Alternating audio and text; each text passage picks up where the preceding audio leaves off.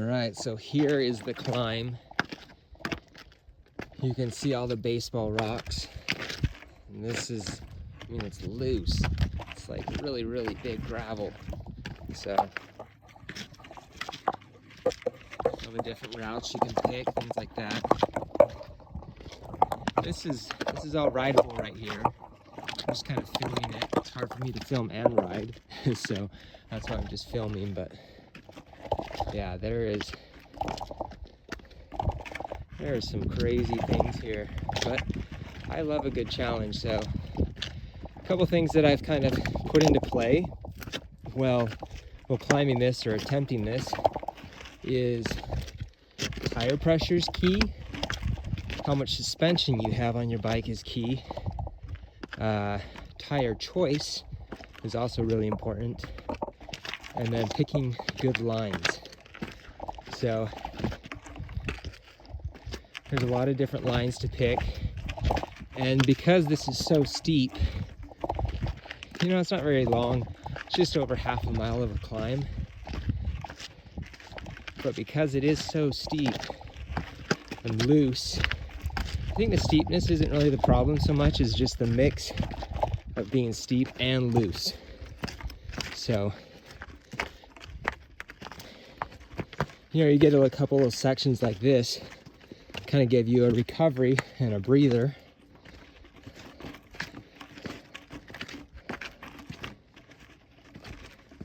Which is nice, so that you can kind of clear your lungs, kind of slow your breathing, make it a little bit easier, and then you can attack these sections that are a little bit more technical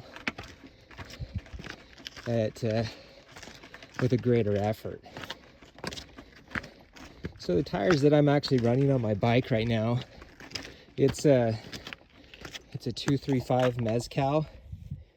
I'm running that front and back, and I'm running the pressure right about 24-25 psi, and that's so I don't pinch flat coming down. So maybe climbing, I might need a little bit less pressure so I can get a little bit better traction, because that's what I've noticed, is that some of the sections are really loose, and that's kind of what causes you to, you know, break traction and slide out, so you lose your momentum. But these lines are really key to actually focus on the ones that are going to give you the least amount of resistance. So, you know, I could go right here, which is actually a pretty good choice, or I could go left, but there's not really a whole lot of rocks. I just have to kind of weave my way through there.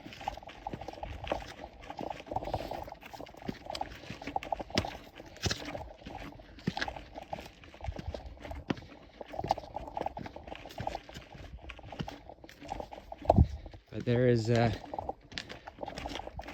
some good rock challenges. And right here it's a little fun because you have this little section of sandstone. And then to keep this trail from eroding, you have these little sections that they built up. I'm pretty sure that they did this. This looks man-made to me. Maybe it's not. But you have like that right there, which you have to get enough speed to get over it, and then maintain that speed for these sections. This trail is a blast to come down. It blows my mind though, seeing the records coming down this. Maybe at some point I'll be able to ride at that level. You know, it's always there, it's always in the cards. It's just, I want to make sure that I stay on top of my bike rather than underneath it.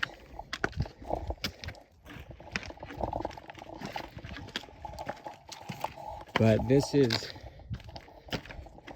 where it gets interesting, because you do have these smoother sections, but they're shaped in a way where it actually can cause you to, you know, get hung up or lose your momentum.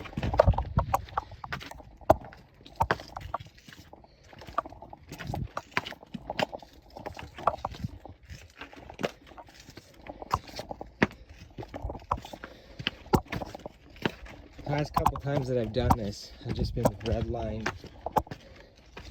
And, you know, you're riding like fully oxygen deprived. And you have little cruxes like this where you can actually weave through there, or you could go up over that face. I usually choose to go up over the face if I have enough speed.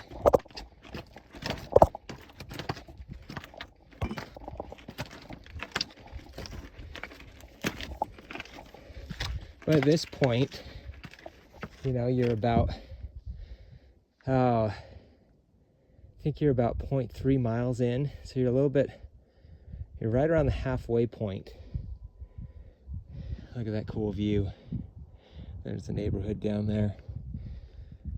But right here, you're breathing really, really hard because you're trying to, you're trying to stay on your bike, maintain traction, and then figuring out how to make it so that you don't go too hard, because you go too hard and then you lose all your energy, you lose your focus, and you can't maintain it. So you just gotta keep it really sustainable. This is one of the cruxes of the whole thing. It's not too bad, but you can see right there on the right, that's kind of tricky to navigate. So I go on the left, and right here you have to have a burst of power. So you're putting down, I shift into a little bit higher gear, so probably 2 or 3 cogs down, and then I'm pushing my speed so that I can get up over this. You can ram it into it, you know, if you hit it at the right angle. So like right over here on the left. But what I like to do is when I approach this, I go into a wheelie. So I lift up my front end, and you got to put down a lot of torque. So you're putting down really high watts to be able to get up over this. But the momentum will carry you. So you do a wheelie into that, and then you got to power through. You got to have enough speed that it will actually carry you up over the top. And you have another one of those. This one's not as bad. I usually go to the left here, and then straight through this, up this face.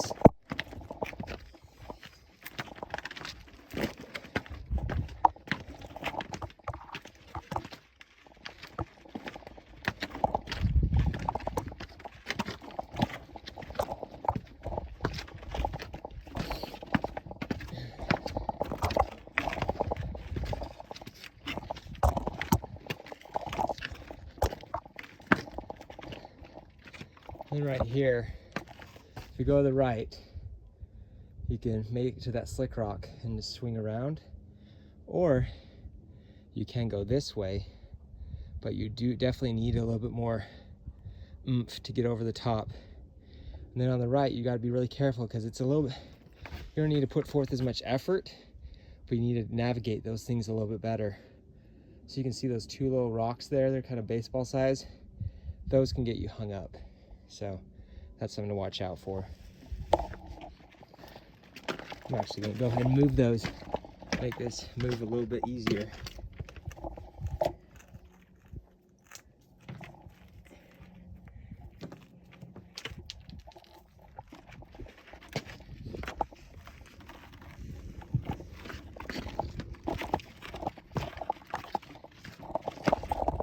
And then this stretch, I think this is one of the biggest challenges right here, because you have to navigate all these loose rocks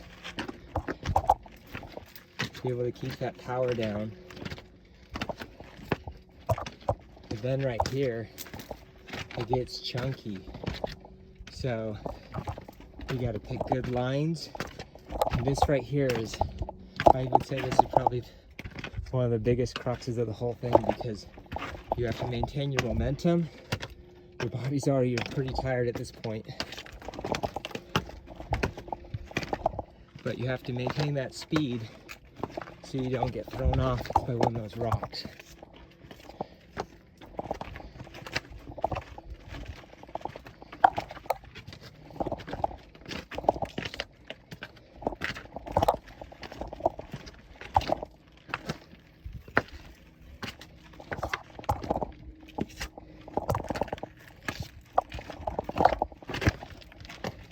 And at this point, I kind of have tunnel vision. I'm just so focused, I can see that bend. It's right up ahead where the top of the climb is. I'm just maintaining momentum and speed, and also maintaining my breathing so it doesn't get too crazy. Because at this point, we're about between 3 to 4/5, probably about 3/5 into it, and you're feeling it at this point. You're feeling tired, you're feeling fatigued. The legs are starting to feel the lactic acid build up inside them. Yet you know you still got a ways to go. So you got to power through that section with that slick rock. Right here, you get a little bit of a break because you don't have a bunch of loose rocks, so you can actually re-center yourself right here. But you need to do, so this is actually where I'm going to do some active recovery.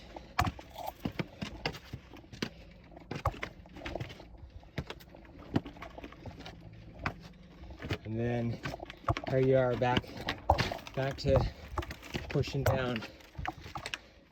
So even though, you know, the gear that you're in right here, you need to maintain an easy gear without too much torque so that you can maintain not slipping out on the rocks. Being able to just push through this section.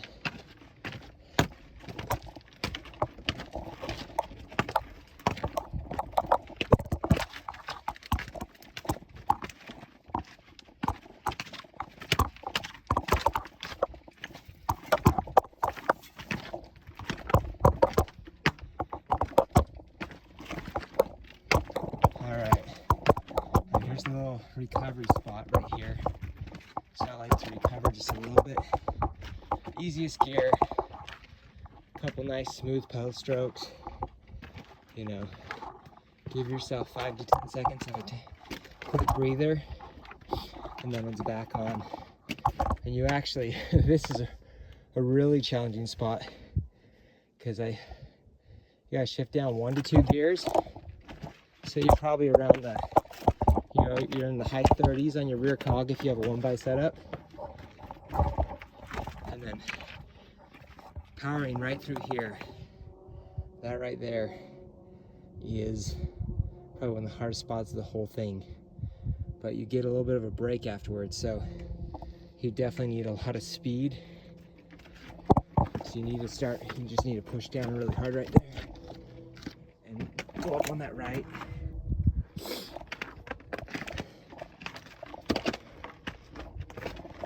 Yeah, and when you're pushing your bike, you got to be super cognizant of like where you're putting your feet.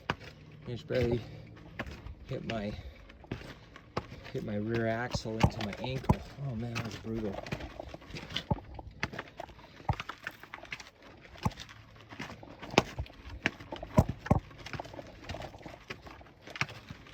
Now, if you make that last little pitch, and you have this section that you're riding over, this is a great place to get a little bit of recovery right through here. Bump it into that easiest gear and just spin it out to kind of freshen up your legs for this next section.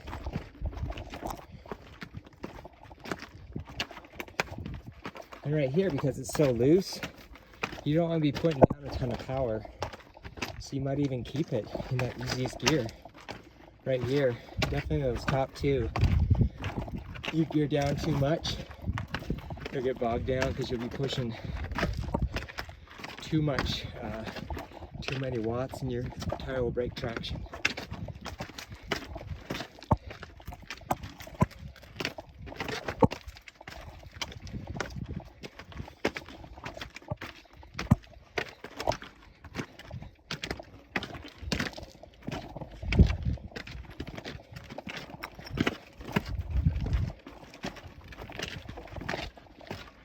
While we're getting there, you can see that last little pitch.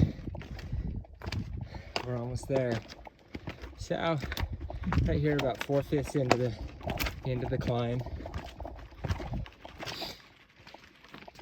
If I'm actually riding it or going at, you know, calm pace or giving my all-out effort, when I get to here, I'm pretty tired. I'm about, let's see, right here I'm about 8 minutes in. You can see the video, I'm double that. So yeah, going twice as fast, you know, riding it, and then also dismounting when things are a little bit too challenging. Sometimes dismounting your bike, actually a lot of times, dismounting can be quicker because you're not using as much energy to dismount, and to ride the moves, it can actually make you more tired. So we're also mixing it up with the dismount and starting to run through things. It's good. It's good to mix it up. Because I don't primarily do a whole lot of running, my legs are screaming at me when I get here, and they start to get really tight. But I know that just around to this last little tech section, jump over the top, and then I'm done. And then I get a nice break. I can spit it out, get rid of all that lactic acid, and just get back in a state of flow, because there's not a whole lot of flow to this climb. But just in a matter of minutes, see how cool that is. That's the landscape of St. George. This is Green Springs golf course area, you know, and then over there, that's like Zen and the Loop. And then over there is Desert Canyons and the Arizona Strip. Such a cool landscape. But now we have this last little spot. So this is super key, if you are riding this, that you pick out really good lines. So the smoothest rocks that you can find are actually going to make it so you can keep up that momentum without killing it. This is a really tough spot. I'm going to have to really get my fitness at a high level to be able to ride this whole thing. But not saying it's not possible. I just got to put some work in. So if you go on the right here, it looks pretty sketchy. So just looks really slippery, and it's going to be hard to maintain traction as well as momentum. But if I come up here and go on the left, this is the line that I would pick right here. And then at this spot, this is going to be tricky, but there's two options. I can go right here and go up this, which I think is a great option, or I can go on this far side, which riding up that on the far side and then, you know, recovering right there.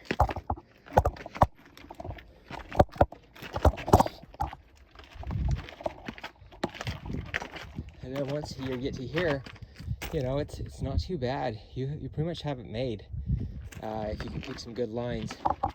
So I'm going to go on the left here, go right up that, and then this is I think probably the best way to do this, so you don't have to go up over both these big rocks, is that you want to be riding right here, go through right there, and then make that turn. And then you can roll this stuff. But you can see now, when we just came up, man, that's a brutal climb. You know, it's cool because you can see this actually all the way across St. George when you're down by the Red Cliffs Temple. You can see this whole thing, this line, this ladder that just climbs and climbs and climbs. And you finish on this up here. You see where it smooths out. It's nice. But it's just such a cool area. Such a cool challenge. So I'm going to be working on this. Really, this whole climb. Right now I've my time on the climb, so a guy that I used to compete a lot with, Mills Pablo, he just set a smashing time on this, and I I need to regain a lot of fitness to be able to, you know, see if I can beat his time, because he's set the bar super high. So right now he's at, I think, 41 minutes to the top, and my time's a little bit over 10 minutes over that. So I think I'm about 11 minutes above that, which it's a lot of time to shave off. But once I start finding the flow, once I start being able to maintain my speed and my power at these a little bit higher elevations under these intense efforts, it should be good. So yeah, thanks for watching, and hopefully you enjoyed this segment. I know it was really long, sorry about that. It's a long segment, but you just see that it's brutal. It's an awesome challenge. I love a good challenge, and I love just the whole thinking process and the strategy that's involved, and the execution. And sometimes, you know, I'll have to ride this probably, you know, a good 10 times. I think that this is actually going to be even more than 10 times. I'm going to have to bring my A game every time, you know, and the days when I don't have my A game, you know, you just kind of figure out moves and stuff. But it's going to be an awesome challenge. So yeah, thanks for joining me for the ride.